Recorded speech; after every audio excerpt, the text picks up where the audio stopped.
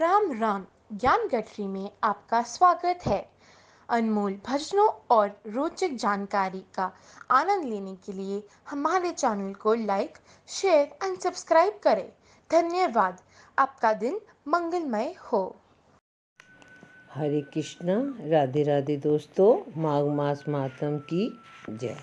अब मैं माघ मास के 18वें अध्याय की कथा कहने जा रही हूँ। बोलो विष्णु भगवान की जय। श्री वशिष्ठ ऋषि कहने लगे, हे राजन, मैंने दत्तात्रेय जी द्वारा कहा माघ मास महात्म कहा, अब माघ मास के स्नान का फल सुनो। हे परंतप, माघ स्नान सब यज्ञों, व्रतों और तपों का फल देने वाला है। माघ मास स्नान करने वाले स्वयं तो स्वर्ग में जाते ही हैं, किंतु उनके माता और पिता दोनों के कुलों को भी स्वर्ग प्राप्त होता है।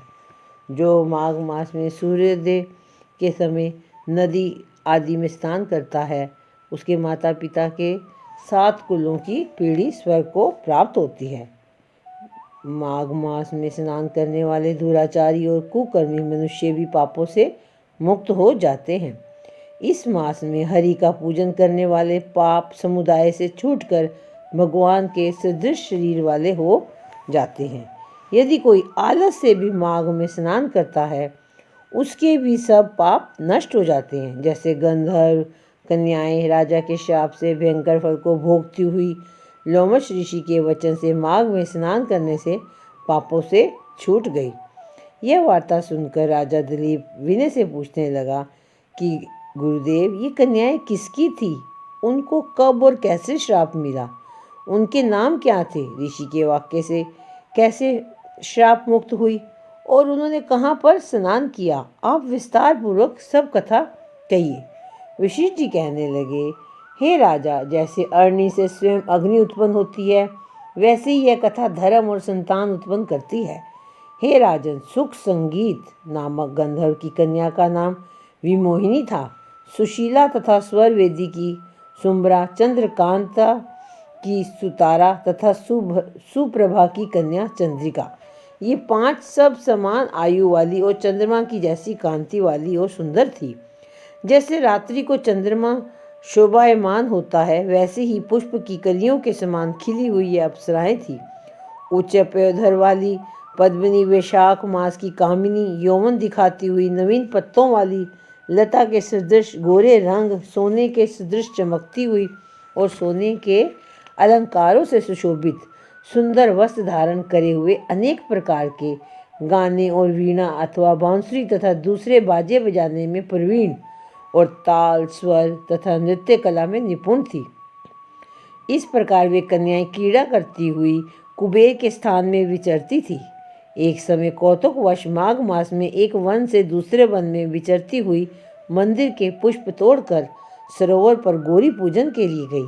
स्वच्छ जल के सरोवर में स्नान करके वस्त्र धारण कर मौन हो बालू मिट्टी की गौरी बनाकर चंदन, कपूर, कुमकुम और सुंदर कमलों से उपचार सहित पूजन करके ये 5 कन्याएं ताल नृत्य करने लगी। फिर ऊंचे गांधार स्वर में सुंदर गीत गाने लगी। जब ये कन्याएं गाने और नाचने में लीन थी, तो उस अच्छोद नामक उत्तम तीर्थ में वेद निधि नाम के मुनि के पुत्र अग्रिम ऋषि स्नान को गए। वह युवा ऋषि सुंदर मुख, कमल सदृश नयन, विशाल छाती, सुंदर भुजाओं वाला और दूसरे कामदेव के समान था। शिखा सहित दंड लिए, मृगचर्म ओढ़े, यज्ञोपवीत धारण किए हुए था। उसको देखकर 5 कन्याएं मुग्ध हो गई और आपस में विचार करने लगी कि यह कौन है? रति रहित होने से कामदेव नहीं, एक होने से अश्विन कुमार नहीं, यह कोई गंधर्व या किन्नर या काम रूप धारण कर कोई सिद्ध या किसी ऋषि का श्रेष्ठ पुत्र या मनुष्य है। कोई भी हो, ब्रह्मा जी ने इसको हमारे लिए बनाया है।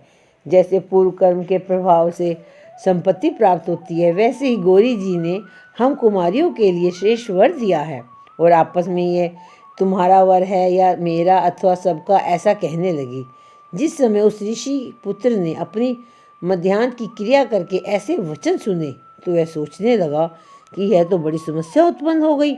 ब्रह्मा, विष्णु, महेश आदि देवता तथा बड़े योगीश्वर भी स्त्रियों के ब्रह्मजाल में मोहित हो गए हैं। इनके तीक्ष्ण बाणों से इनका मन रूपी हिरण घायल नहीं हो सकता। ये मुझे उन्मत्त और मुग्ध कर रही हैं। किन गुणों से धर्म की रक्षा हो सकती है? फिर उसने सोचा कि जब तक यह पास आवें घर चले जाना चाहिए। अतः जब तक वह उसके पास आई वह योग बल से अंतर्ध्यान हो गया। ऋषि पुत्र के ऐसे अद्भुत कर्म देखकर वह चकित होकर डरी हुई चारों तरफ देखने लगी और आपस में कहने लगी, यह क्या इंद्रजाल था जो देखते देखते विलीन हो गया। और वह वीर्य की अग्नि में जलने लगी और कहने लगी कि हे कान, तुम हमको छोड़कर कहाँ चले गए?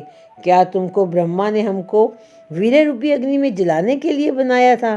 क्या तुम्हारा चित्त दया रहित है जो हमारा चित्त दुखा कर चले गए? क्या तुमको हमारा विश्वास नहीं? क्या तुम कोई मायावी हो? बिना किसी अपराध के हम लोगों पर क्यों क्रोध करते हो? हे हदेश्वर, तुम्हारे बिना हम नहीं जीवेंगी। जहाँ पर आप गए हो हमें शीघ्र ले चलो और हमको दर्शन दो, दया करो। सज्जन लोग किसी का नाश नहीं देखते। बोलो माघ मास महात्म की जय। इसके आगे की कथा हम कल कहेंगे। बोलो विष्णु भगवान की जय।